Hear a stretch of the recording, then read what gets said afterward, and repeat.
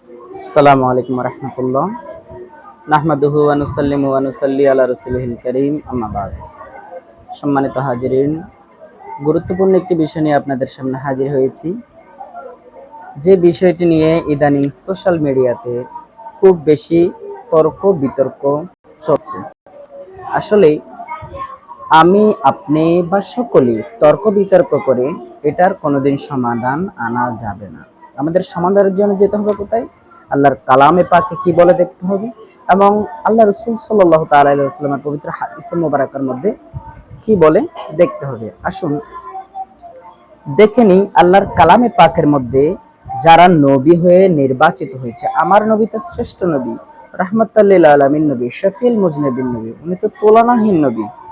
উনি তো তখন থেকে নবী ছিলেন, শুধু তাই নয়, অসংখ্য নবী রাসূল দুনিয়াতে আগমন করেছে, তারাও তখন থেকে নবী হয়ে নির্বাচিত হয়েছেন আল্লাহর দপ্তর থেকে। আলহামদুলিল্লাহ।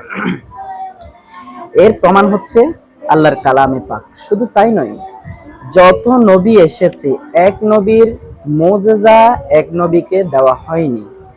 যেই নবীকে যে মুজিজা দিয়েছেন সেই নবী সেই মুজিজা নিয়েই এতটুকুর মধ্যেই ছিলেন। কিন্তু আমার আপনার নবী, দো জাহানের বাদশা নবী, আল্লাহর বন্ধু নবী, আল্লাহর পেয়ারা নবী, আল্লাহর দুস্থ নবীকে আল্লাহ পাক রব্বুল আলামিন সমস্ত নবীর গুণ আমার নবীর উপর দিয়েছেন। সুবহানাল্লাহ। কেন?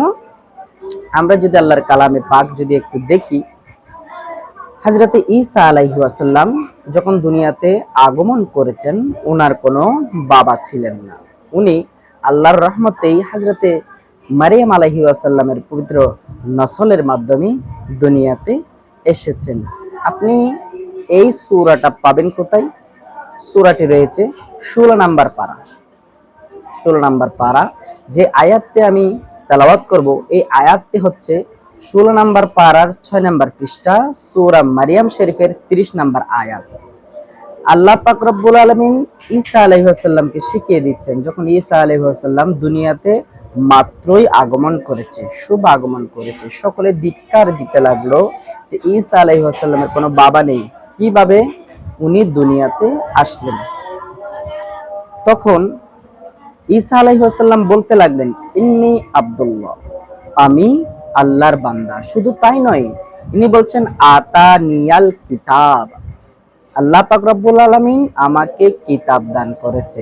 এখানে একটা জিনিস খেয়াল করবেন, এটা হচ্ছে যারা মাদ্রাসার ছাত্র তারা বুঝবে, এটা হচ্ছে ফেলে মাজি, অর্থাৎ অতীতে যেসব অতীতে হয়েছে, অর্থাৎ আল্লাহ পাক রব্বুল আলামিন আগেই আমার নবীকে অর্থাৎ ঈসা আলাইহিস সালামকে কিতাব দিয়েছেন। আতানিয়াল কিতাব, আমাকে কিতাব দিয়েছে।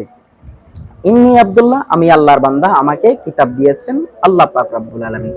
শুধু তাই নয়, তিনি বলছেন ওয়া জাআলানি নবিয়্যা। শুধু তাই নয়, আল্লাহ আমাকে নবী বানিয়েছেন, আমাকে কিতাব দিয়েছেন।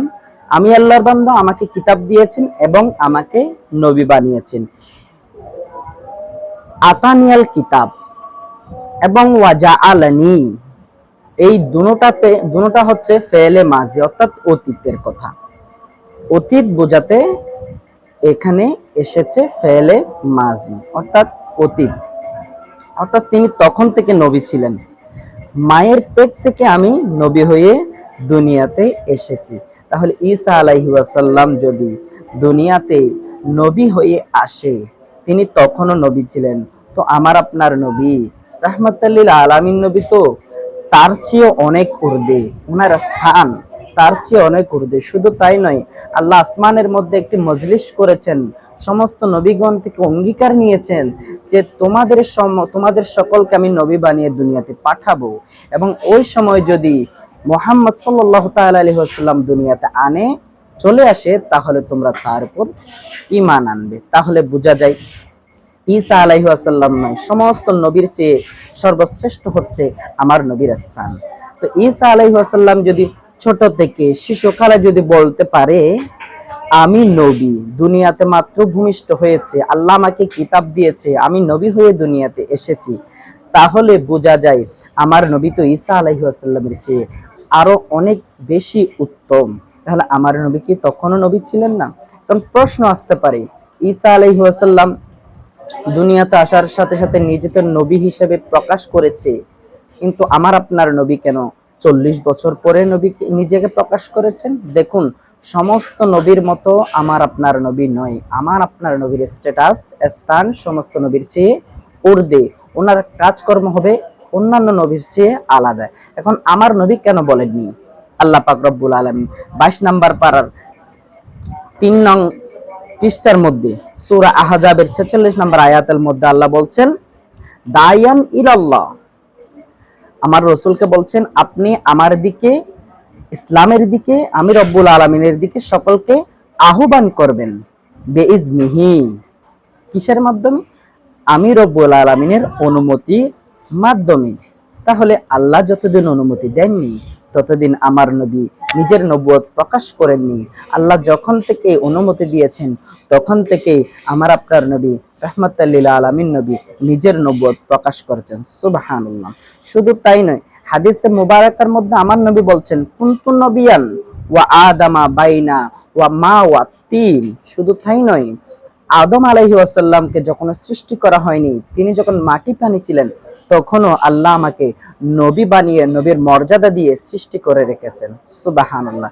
আমার নবী সব জানেন। আমার নবী বলছেন, বুইস্তু মুআল্লিমান, আমি তোমাদের শিক্ষক হিসেবে এসেছি।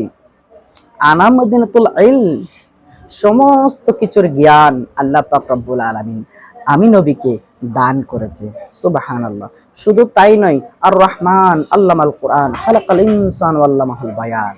সূরা রহমানের মধ্যে আল্লাহ পাক রব্বুল আলামিন বলছেন, ওগো নবী, আমি আমি রহমান, আমি আপনাকে সমস্ত কিছুর জ্ঞান দান করেছি। সুবহানাল্লাহ। তাহলে দেখুন, কোরআন বলছে, যারা নবী তারা তখন থেকেও নবী হিসেবে নির্বাচিত হয়েছে। আমার রসুলের হাদিস বলছে, যখন কিছুই সৃষ্টি করেনি তখন থেকেও আমি নবী।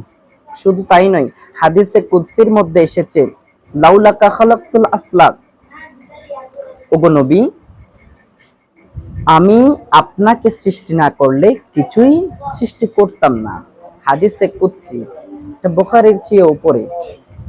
হাদিসে কুদসির মধ্যে আল্লাহ পাক রব্বুল আলামিন বলছেন, লাউলাকা খালাকতুল আফলাক, আপনার ওসিলায় আমি তামাম জাহান সৃষ্টি করেছি। তাহলে বোঝা যায় এই আলোচনা থেকে, হাদিসে মুবারক থেকে, কোরআনুল কারীম থেকে আমার নবীর মর্যাদা হচ্ছে সর্ব নবীর চেয়ে ঊর্ধ্বে, সর্বশ্রেষ্ঠ স্থান। শুধু তাই নয়, আমার নবী সৃষ্টির আগ থেকেও নবী ছিলেন। শুধু তাই নয়, আমার নবী সমস্ত কিছু, সমস্ত জ্ঞানের অধিকারী। শুধু তাই নয়, আমার নবীকে আল্লাহ পাক রব্বুল আলামিন সমস্ত জ্ঞান দান করেছেন। শুধু তাই নয়, আমার নবীকে আল্লাহ পাক রব্বুল আলামিন সমস্ত সৃষ্টির শিক্ষক হিসেবে প্রেরণ করেছেন। সুবহানাল্লাহ। তো যারা নবীর শান মান আজমতের মধ্যে কটূক্তি করতে চায়, আমি বলবো, কোরআনে বলছে নবী তখন থেকেও নবী ছিলেন, হাদিসে বলছে নবী তখন থেকেও নবী ছিলেন। তাহলে আপনি কোন কিতাব পড়ে বললেন যে 40 বছর পরে আমার নবী নবুয়ত পেয়েছে? নাউজুবিল্লাহি মিন যালিক। আপনার আকল, জ্ঞান, গরিমা, বুদ্ধির মধ্যে সমস্ত কিছুর মধ্যে কমতি রয়েছে। আল্লাহ পাক রব্বুল আলামিন যারা এই রকমের কথা বলে তাদেরকে জানার, বোঝার এবং সংশোধন হওয়ার তৌফিক দান করুক। আমিন। ওয়া আখির দাওয়ানা আনিল হামদুলিল্লাহি রাব্বিল আলামিন। আর যদি তওবা করে থাকে আল্লাহ পাক রব্বুল আলামিন তাদেরকে কবুল করুক। আর যারা নবীর শান মান কটূক্তির পক্ষে নিয়ে অসংখ্যজন অসংখ্যভাবে সোশ্যাল মিডিয়াতে আমার নবী যে তখনও নবী ছিল না এরকম একটা পক্ষপাতিত্ব করছে, আসলে তারা সকলেই গুমরাহের মধ্যে আছে। আল্লাহর কালাম এবং হাদিসে মুবারাকার মধ্যে বলছে, আমার নবী তখনও নবী ছিলেন, এখনো নবী, কিয়ামত পর্যন্ত নবী। এটা কালেমা শরীফের মধ্যেও এই কথাটা আপনি উপলব্ধি করতে পারবেন। লা ইলাহা ইল্লাল্লাহু মুহাম্মাদুর রাসূলুল্লাহ।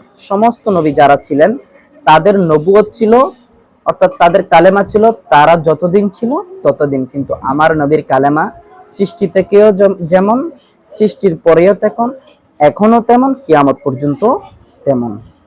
তাহলে বোঝা যাচ্ছে আমার নবী তখন থেকেও নবী, এখনো নবী, কিয়ামত পর্যন্ত নবী। আল্লাহ পাক রব্বুল আলামিন সকলকে জানার, বোঝার এবং মানার তৌফিক দান করুক। গুমরাহি থেকে ফিরে এসে হক এবং আহলে সুন্নাত ওয়াল জামাত এবং আল্লাহ রসুলের পথ মতে থাকার তৌফিক দান করুক। আমিন। ওয়া আখিরু দাওয়ানা আলহামদুলিল্লাহি রাব্বিল আলামিন। আসসালামু আলাইকুম ওয়া রাহমাতুল্লাহ।